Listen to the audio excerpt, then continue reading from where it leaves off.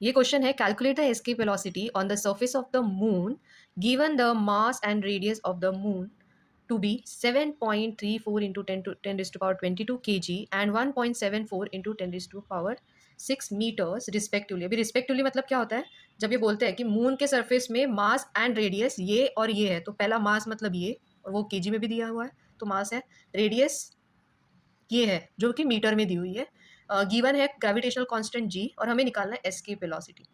तो इसका मैं डिटेल कैलकुलेशन में आपको एक दूसरे वीडियो में बताऊंगी। यहाँ पे मैं आपको फॉर्मूला बता देती हूँ, इसका लेंदी होने वाला है। अगर आपको दूसरे क्वेश्चन एक श्योरली आता है तो आप उसको अटेम्प्ट कीजिए।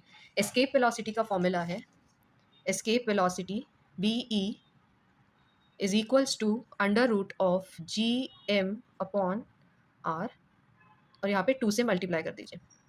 जी की वैल्यू इज गिवन, एम की वैल्यू दी हुई है, वो मास की वैल्यू इसमें डाल दीजिए। This is R. हमेशा पहले गिवन लिखना, फॉर्मूला लिखना, फॉर्मूले में वैल्यूज पुट करना, कैलकुलेशन करना प्रॉपरली, उसके यूनिट देना, मास के लिए केजी, आर लेंथ है तो मीटर, जी का तो ये यूनिट है, और वेलोसिटी है तो मीटर्स पर सेकेंड आएगा, वो हमें देना है। इसका कैलकुलेशन मैं दूसरे वीडियो में बताऊंगी।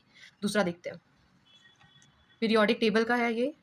देखिए ये बहुत ही ईजी है। इस ये अगर आता है, अगर आपको एक इलेक्ट्रॉनिक कॉन्फ़िगरेशन दिया है, यहाँ पे देखो सेकंड वाला है, an element has its electronic configuration 281, now answer the following question.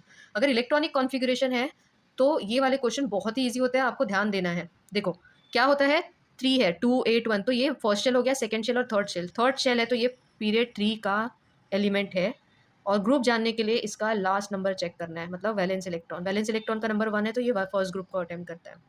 तो चलो, इस ऐसे क्वेश्चन को कभी भी आपको छोड़ना नहीं है। पहला क्वेश्चन है, what is the atomic number of this element. वाह कितना इजी है। एटॉमिक नंबर क्या होता है, ये जो इलेक्ट्रॉन एटॉमिक नंबर जो होता है ना, वो इस सब का एडिशन होता है, जितने उसमें इलेक्ट्रॉन्स होते हैं उतने ही एटॉमिक नंबर होता है। तो एटॉमिक नंबर के लिए हम, एटॉमिक नंबर होता है जेड, उसमें हम क्या करेंगे, ये सबको ऐड कर देंगे, 281, 2 8 + 10, 10 + 1 11, तो एटॉमिक नंबर हो गया 11, है ना इजी, 1 मार्क ऐसे ही मिल जाएगा। What is the group of this element, अभी अभी मैंने बताया ग्रुप मतलब क्या होता है। ग्रुप के लिए हमें सिर्फ वैलेंस इलेक्ट्रॉन का नंबर देखना होता है, वैलेंस इलेक्ट्रॉन का नंबर है 1, तो ग्रुप हो गया group number 1। So first group you can say, the answer is first group. To which period does the element belong, फिर से इजी क्वेश्चन आ गया। तो इसमें सिर्फ आपको गिनने कितने शेल्स यूज हुए हैं, 281 मतलब first shell, second shell, third shell, 3 shell है, मतलब पीरियड 3। तो कौन से पीरियड को बिलोंग कर रहा है, ये थर्ड पीरियड है ना। इतना इजीली आपको 3 मार्क्स देने वाला क्वेश्चन है ये। डायग्राम देख के हमें डिफिकल्ट लगेगा, बट ये क्वेश्चन बहुत इजी है। क्यों इजी है, देखो क्वेश्चन क्या है, ऑब्जर्व द फिगर, फिगर को ऑब्जर्व करना है, एंड नेम द रे ए बी, रे सी डी, सी यहाँ पे है, ये सी है, it is not printed properly, but C और डी ये है, और जी एच ये है। इन तीनों के हमें नाम लिखने हैं। तो मैं पहले इन्फॉर्मेशन, फॉर योर इन्फॉर्मेशन मैं बता देती हूँ कि ये रिफ्रैक्शन का डायग्राम है, रिफ्रैक्शन ऑफ रे थ्रू एयर, ग्लास, और फिर से वो एयर है, मतलब कोई एक लाइट रे जा रही है एयर से, बीच में आ गया है ग्लास, तो वो कैसे उसको पास थ्रू करती है। तो ये स्ट्रेट ऐसा जाना होता है उसको, but glass is denser medium, तो पहले तो वो रिफ्रैक्ट होगी यहाँ पे, और फिर से जिस एंगल से यहाँ पे इंसिडेंस एंगल से जा रही थी, उसी एंगल से, इसको एमरजेंट एंगल बोलते हैं, वहाँ से निकल जाएगी। ठीक है, तो जो ध्यान से सुनिए, ए बी है इंसिडेंट रे, तो पहला आंसर आएगा A B is incident ray. C D refract हो रही है, तो ये है रिफ्रैक्टेड रे। और G H, A B C D, G H फिर से बाहर आ रही है, तो उसको बोलते हैं एमरजेंट रे। बस ये 3 नाम आपको याद करना है, और ये आपने 3 यहाँ पे लिख दिया, आपको 3 मार्क्स मिल जाएंगे। Read the following statement and answer the following question. NaCl is an ionic compound, common salt है। आयोनिक कंपाउंड क्या होता है, जो कंपाउंड बनता है by losing and gaining of electron, marks का है। और सेकंड क्वेश्चन है, state any 2 properties of ionic compound. तो हमें यहाँ पे सिर्फ आयोनिक कंपाउंड लिखना है, क्योंकि लिखेंगे हम Na इलेक्ट्रॉनिक कॉन्फ़िगरेशन के साथ लिखना। Na का इलेक्ट्रॉनिक कॉन्फ़िगरेशन है 281, Cl का इलेक्ट्रॉनिक कॉन्फ़िगरेशन है 287। मैं ऐसे लिख रही हूँ आपको इस सेंटेंस में, that sodium has electronic configuration of 281 and chlorine has electronic configuration of 287। Therefore, Na will lose one electron. Lose one electron. I'll write one electron, and Cl will gain one electron. ठीक है, so the compound which formed by lose and gaining electron are called as ionic compound. Therefore NaCl is an ionic compound, NaCl is an ionic compound, ठीक है। और अगर covalent compound, इसकी जगह कोई दूसरा नाम देते हैं कोवेलेंट कंपाउंड और पूछेंगे why it is covalent compound, तो वो शेयर करके बनेगा, तो सेम दोनों का इलेक्ट्रॉनिक कॉन्फ़िगरेशन लिखना पड़ेगा और फिर बोलना पड़ेगा कि यहाँ पे लूज गेन होके नहीं, शेयर होके कंपाउंड बन रहा है, तो वो that's why it is covalent compound. यहाँ पे आयोनिक था तो हमने आयोनिक के बारे में लिख दिया, ठीक है। कोई भी डाउट हो तो आप कमेंट सेक्शन में पूछ सकते हैं। फिर सेकंड था state any two properties of ionic compound. तो आयनिक कंपाउंड जो होते हैं दे आर स्ट्रॉन्ग होते हैं, हार्ड होते हैं, ठीक है। दे आर इंसुलेटर अच्छे होते हैं, they are not good conductor, so insulator they can be good insulator. और they have high melting point, high boiling point, ये सब लिख सकते हैं इसकी प्रॉपर्टीज। इनमें से कोई भी दो लिखा तो भी आपको मार्क्स मिल जाएंगे। तो ये भी इजी था, इसमें भी तो आपको ज़्यादा टाइम नहीं लगेगा और 3 मार्क्स आपके पक्के अगर आपने सही आंसर लिखा। Fifth question, identify physical and chemical changes of the following phenomena.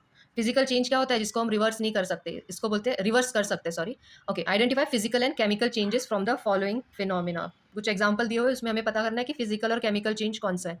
First of all physical change ये होता है कि जो रिवर्सिबल होता है, जो हम वो चेंज होने के बाद वापस पहले के स्टेट में आ सकता है। केमिकल चेंज होता है कि एक बार वो चेंज हो गया, एक बार वो रिएक्शन हो गई तो वापस प्रीवियस चीज़ पे नहीं आ सकती, इसको बोलते हैं रिवर्सिबल, इसको बोलते हैं इरिवर्सिबल, मतलब नॉट रिवर्सिबल, ठीक है। तो ये भी इजी क्वेश्चन है, ये आपको बस देखना है। जैसा पहला है transformation of ice into water. अब हमें देखना है कि एक बार अगर आइस से वो ट्रांसफॉर्म हो गया वाटर में, तो क्या हम वाटर से फिर से आइस में कर सकते हैं? The answer is yes. तो ये होगा रिवर्सिबल चेंज है, तो ये हो जाएगा फिजिकल चेंज। बस हमें लिखना है यहाँ पे फिजिकल चेंज। सेकेंड है ripening of fruit. Ripening of fruit मतलब फ्रूट्स का पक जाना है, कच्चे फ्रूट होते हैं, पके हुए फ्रूट होते हैं। तो राइपनिंग ऑफ, एक बार वो पक गया तो वो फिर से उसके क्या बोलते हैं, रॉ नहीं बन जाता है, कच्चा फ्रूट नहीं बनता है, तो इसीलिए ये इरिवर्सिबल है, तो ये हो जाएगा केमिकल, है ना इजी। तो ये दो पे आपको 1 मार्क मिल जाएगा। मिल्क टर्न इनटू कर्ड, आपको सबको पता है मिल्क से क्या बन जाता है, कर्ड बन जाता है, लेकिन क्या हम फिर से इसको कर्ड से मिल्क बना सकते हैं? The answer is no. तो ये फिजिकल चेंज नहीं है, ये कौन सा चेंज है? केमिकल चेंज है। इवेपोरेशन, इवेपोरेशन ऑफ वाटर मतलब वाटर से वाटर जब इवेपोरेट होता है उसकी भाप बनती है, तो वाटर इवेपोरेट होने के बाद वाटर इवेपोरेशन से मतलब फिर से वाटर बन सकते हैं का, तो इसका आंसर क्या है? येस, क्योंकि हम उसको अगर कंडेंसेशन करते हैं तो वो ड्रॉपलेट में फिर से फॉर्म हो सकता है। अगर आपको एग्जांपल देखना है तो कोई भी वाटर बॉईल करो, उसके ऊपर प्लेट रख दो, थोड़ी देर बाद वो प्लेट को ऊपर उठाओगे तो आपको वाटर ड्रॉपलेट दिखते हैं। तो ये है फिजिकल चेंज, क्योंकि रिवर्सिबल है। Digestion of food in the stomach, अभी फूड हमने खाया और वो डाइजेस्ट हो गया स्टमक में, तो फिर से उसका फूड बन सकता है क्या? नहीं। तो ये भी इरिवर्सिबल है। इरिवर्सिबल मतलब केमिकल चेंज है। फिर iron filings to gets attracted toward the magnet, इसका मतलब है जो आयन के जो छोटे छोटे टुकड़े होते हैं वो मैग्नेट की तरफ अट्रैक्ट होते हैं। तो ये रिवर्सिबल है, क्योंकि अगर मैग्नेटिज्म चला, मैग्नेट से हटा दिया तो वो मतलब उसका कुछ चेंज नहीं हुआ है, दिस इज रिवर्सिबल, तो ये हो जाएगा फिजिकल, है ना इजी। ये 6 वर्ड्स लिखने पे ही आपको मिल रहे हैं 3 मार्क्स। तो ये जो क्वेश्चन है, इसमें जो सब क्वेश्चन है वो आपको सिलेक्ट करने पड़ेंगे कि कहाँ आपको इजीली आपको पूरे के पूरे मार्क्स मिल सकते हैं।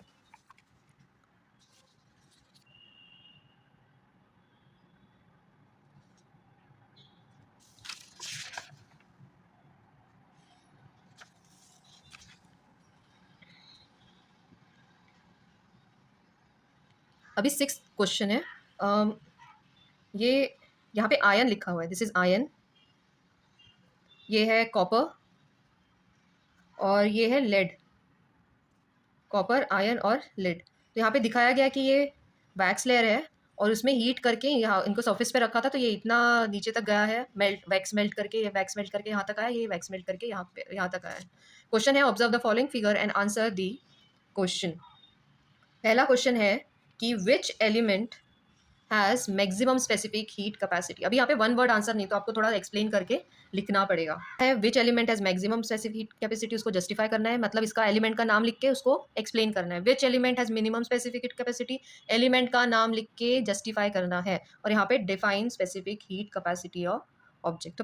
तो सबसे पहले हम देखते हैं स्पेसिफिक हीट कैपेसिटी का definition. The amount of heat energy required to increase the temperature of unit mass of an object by 1 degree centigrade. 1 degree centigrade temperature बढ़ाने के लिए उसको कितना अमाउंट ऑफ हीट देना पड़ता है, उसको बोलते हैं स्पेसिफिक हीट कैपेसिटी। तो ये उसका डेफिनेशन हो गया। तो यहाँ पे देख सकते हैं कि सबसे ज़्यादा मेल्ट आयन की वजह से हुआ है, सबसे कम मेल्ट लेड की वजह से हुआ, तो which element has maximum specific heat capacity, तो नाम आएगा यहाँ पे ion.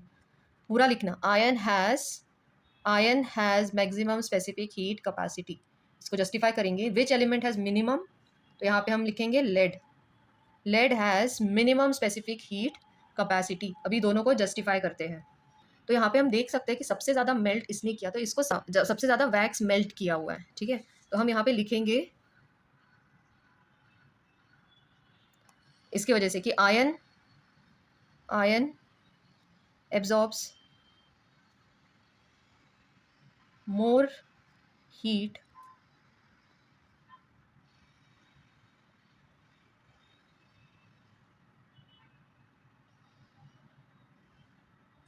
Sixth question, identify the figure and give its use.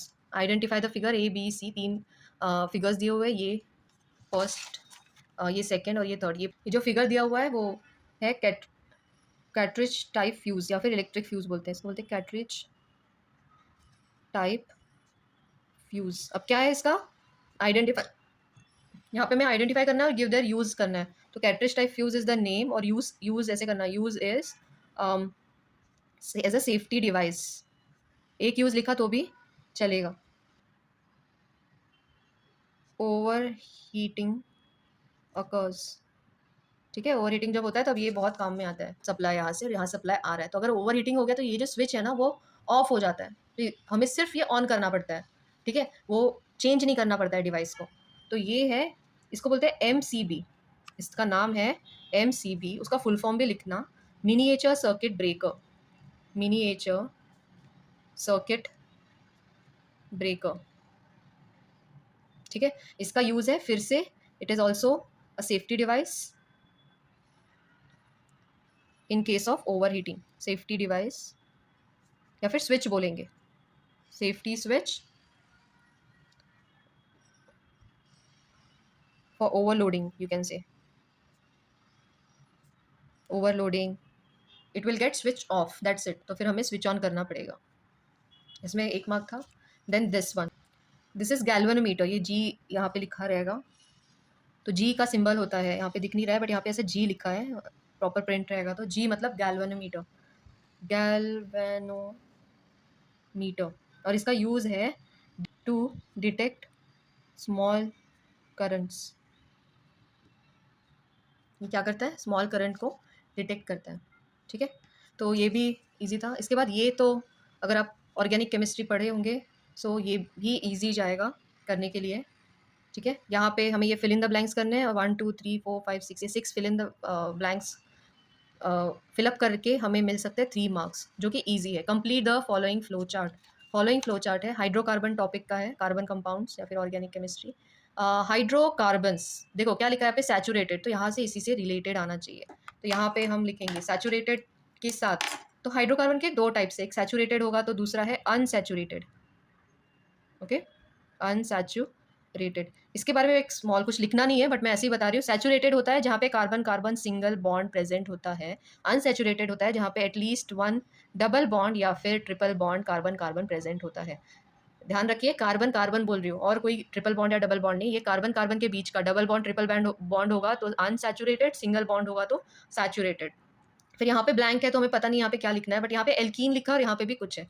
तो सैचुरेटेड हाइड्रोकार्बन एक ही होते हैं जो है एल्केन, एल लिखना है, ALK, और उसके बाद लिखना है ANE, है ना। यहाँ पे ANE आता है, अब यहाँ पे ENE आया, यहाँ पे आता है YNE, तो आगे क्या लिखना है ALK, एल्केन, एल्कीन, एल्काइन, ठीक है। जनरल फॉर्मूला दिया है एल्केन का CnH2n+2, एल्कीन का होता है CnH2n, और एल्काइन का CnH2n-2 हो जाता है। एल्केन का एग्जाम्पल दिया है तो हम इससे देख के ही एग्जाम्पल लिखेंगे। यहाँ पे इथीन दिया है, इथीन, तो उसका एल्केन होता है ईथेन, उसका एल्कीन होता है ईथीन, और यहाँ पे भी हो जाएगा ईथा, यहाँ पे जगह नहीं है मैं यहाँ पे लिख रही हूँ, ईथ लिख दो और उसके बाद सॉरी ETH लिख दो और इसके देना है YNE, हो गया इथेन, इथीन, इथाइन। इतना लिखने के बाद आपको मिलने वाले हैं 3 मार्क्स। देखो क्वेश्चन 4 है, answer any one of the following. इसमें क्वेश्चन 2 दिए हुए हैं, उसमें से हमें एक कंप्लीट करना है। दोनों 5 मार्क्स के क्वेश्चन, अभी 5 मार्क्स के हैं तो हमें डरने की कोई ज़रूरत नहीं है। यहाँ पे हो सकता है 4 या 5 क्वेश्चन होंगे उसमें से हमें सब क्वेश्चन रहते तो हमारे लिए बहुत ईजी हो जाता है। जैसे ये फर्स्ट क्वेश्चन यहाँ पे ऑब्जर्व द फिगर, एक फिगर दिया हुआ है, ये आई डिफेक्ट है, दो ही डिफेक्ट है, मायोपिया और हाइपरमेट्रोपिया, तो दोनों को अच्छे से पढ़ के जाइए। ये 5 मार्क्स का क्वेश्चन है, डायग्राम दिया हुआ है, उसमें हमें 1 2 बी सी डी है, ये 4 क्वेश्चन के आंसर लिखने हैं।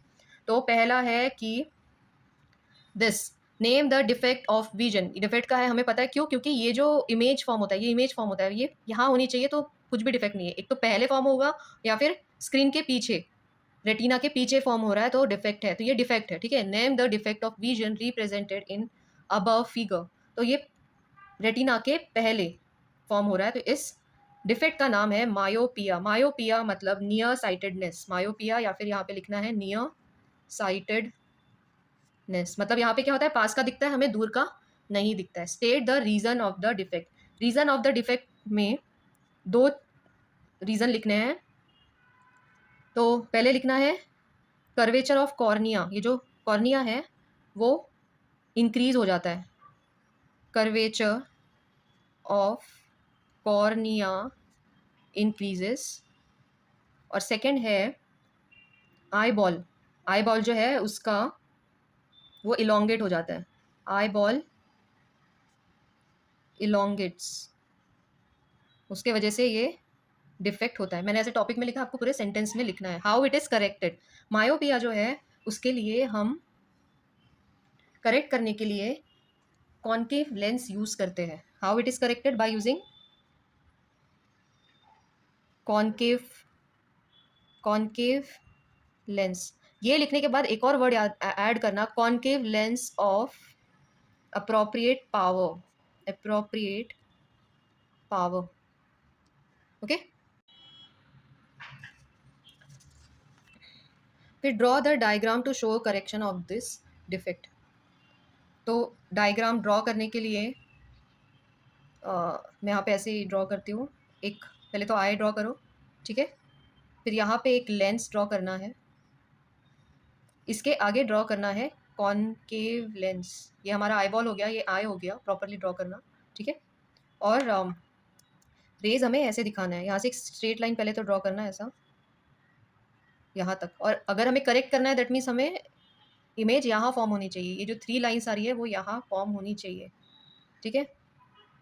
तो कॉन्वेक्स लेंस का सपोज फोकस यहाँ पे है, वैसे लाइंस दिखाना, दिस आर इंसिडेंट रेस, वो वापस आती है यहाँ पे, और फिर ये लेंस पे जाते हुए दिखाना, यहाँ पे आके लेंस पे आते हो, और फिर इमेज कहाँ फॉर्म हो रहा है, यहाँ। हमेशा करेक्टेड इसमें इमेज यहाँ पे फॉर्म होगी, बस यहाँ पे कॉन्केव लेंस लगाना है और उसके हिसाब से यहाँ पे रेस का डायरेक्शन एंड ऑल दिखाना है, ठीक है। तो इस तरह से आपको 5 मार्क्स मिल जाएंगे। तो ये 5 मार्क्स का क्वेश्चन है, बट आप ऐसे लिखते हो तो आपको फुल 5 मार्क्स मिल जाएगा।